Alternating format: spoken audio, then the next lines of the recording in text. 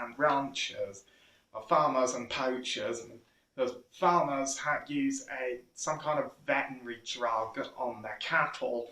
I can't pronounce the name of it, but of course, while that drug has been banned in much of Asia and is slowly getting banned in Africa, farmers are still using it on their cattle, and once the cows die, the vultures consume the carcass.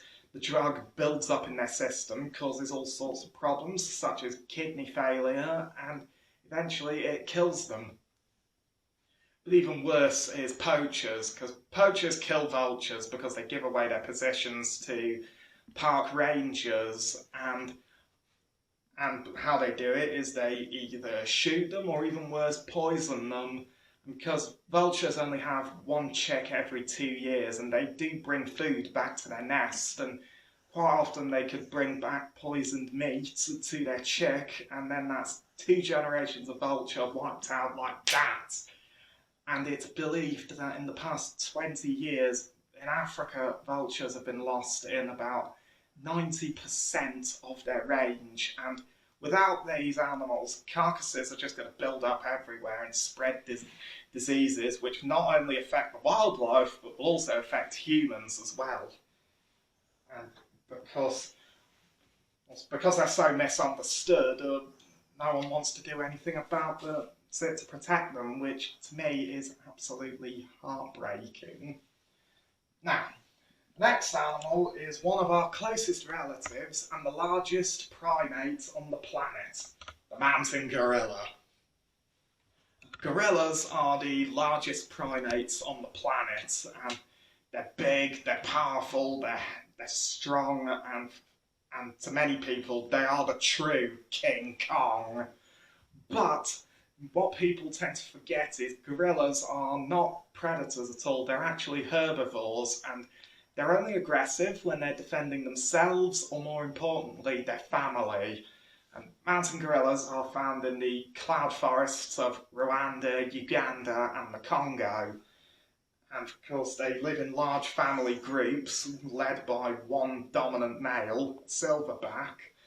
And of course, as I mentioned, they are only aggressive when they're defending themselves, or more importantly, their family.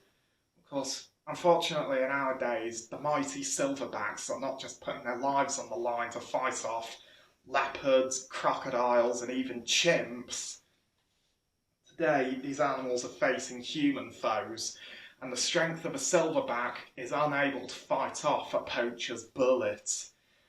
The hunting of gorillas is illegal throughout their range, but poaching of gorillas is more of a problem, and they're hunted for sport, but also for the bushmeat trade, or for their body parts to be sold as ornaments.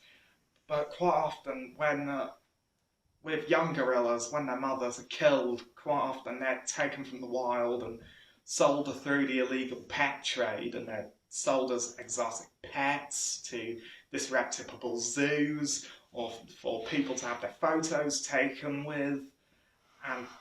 But it's not just humans that are a risk for the gorillas. It's also, like human beings, gorillas are also susceptible to the Ebola virus, which is a very deadly disease that affects the digestive system, and it's believed this has wiped out a third of the gorilla population in the last 20 years. But of course, there are people working to do something about this to help gorillas, like with teams of vets monitoring them, monitoring them, armed patrols on call to protect them, and of course with tourism, tracking gorillas down with cameras rather than guns. But whenever you go to see gorillas, you always have to wear a face mask, because gorillas are so closely related to us. They're also susceptible to our diseases. Even a simple cold could prove fatal to a mighty silverback. So if you do go and see gorillas, you need to do everything the guides tell you, like don't bring any food that could be harmful to them, keep your face masks on, and also don't go too close to them. Just keep your distance and don't provoke them. Of course, as a size comparison between a human being and a mountain gorilla, you don't have to look further than there. While a silverback gorilla would probably be no taller than I am, he'd be at least 2 times my weight and a lot more muscular than me. Yeah, from from our closest relative to probably the most unknown but also most threatened member of the dog family. It is the Ethiopian or Abyssinian wolf. Now, the Ethiopian wolf is found in Ethiopia in East Africa, hence the name. And of course, it's found in Ethiopia where it is endemic, meaning it's found there and nowhere else on Earth. And they are very different to their grey wolf cousins. I mean, for starters, they don't hunt in packs like grey wolves. They do live in packs, but they hunt on their own because where they live in places like the Bale Mountains, there's nothing up there like an elk or a moose that has to be brought down by the whole pack working together. Instead, they feed on things like rodents, like giant mole rats, and how they do that is they use stealth and a lightning leap to catch their prey. But over the last few decades, these wolves have been under tremendous pressure. They've suffered from hunting, habitat loss, and most recently from disease. And now there are less than about 500 individuals left in the wild. So they're the rarest and most threatened member of the dog family, and they are teetering on the edge of extinction. Like a few decades ago, they were hunted by humans who believed that they were responsible for livestock predation, but when that was proven to be wrong, the hunting of Ethiopian wolves stopped. But the main reason the wolves are so rare is habitat loss, because Ethiopia's human population has been expanding at a rapid rate, and now all those people need more space to live and to grow their food. And as they take up the land for farming, that's leaving less space for the Ethiopian wolves to live and raise their own pups, and a lot of them have been pushed into the highest mountain ranges of Ethiopia. But unfortunately, these wolves aren't just threatened by habitat loss. And people in Ethiopia, like many people around the world, keep dogs, and unfortunately, pet dogs in Ethiopia have one of the highest rates of rabies in the world, a disease which affects all members of the canine family and unfortunately is fatal. And the wolves easily catch rabies when they come into contact with domestic or stray dogs, and that is pushing their numbers even further to extinction.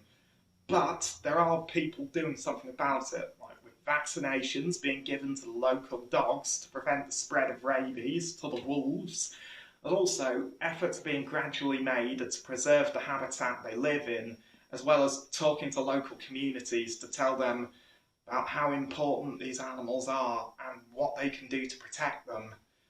And so hopefully in my lifetime this population could increase from 500. Now the next animal I'm going to show you is our closest living relative. It is the chimpanzee. Now, chimpanzees are found in the forests and jungles of Central and Western Africa. They live in family groups of about 30 or 40 animals, but the largest group ever recorded was in Uganda in the Ngorongoro National Park, where the chimp community in that part sorry, I'm getting a bit mixed up here. What I was trying to say was the largest chimpanzee community ever discovered was 150 animals in Uganda in the Ngorongoro National Park. And of course, as many of you probably don't know, chimps don't just eat fruit. They can be hunters. In fact, less than half of their diet is made up of fruit.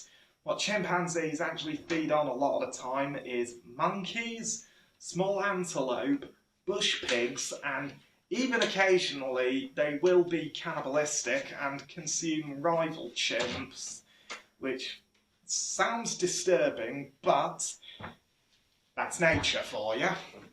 And because chimpanzees also have very, very big brains, so they're extremely intelligent, and also they are tool users. They've been seen in many parts of Africa using tools to get to food, like using sticks to fish out ants and termites from their nests, to using rocks and logs to crack open forest nuts, but also, incredibly, chimps in Loango National Park in Gabon in West Africa have actually been observed finding a tortoise and whacking it against the buttress root of a tree to crack it open.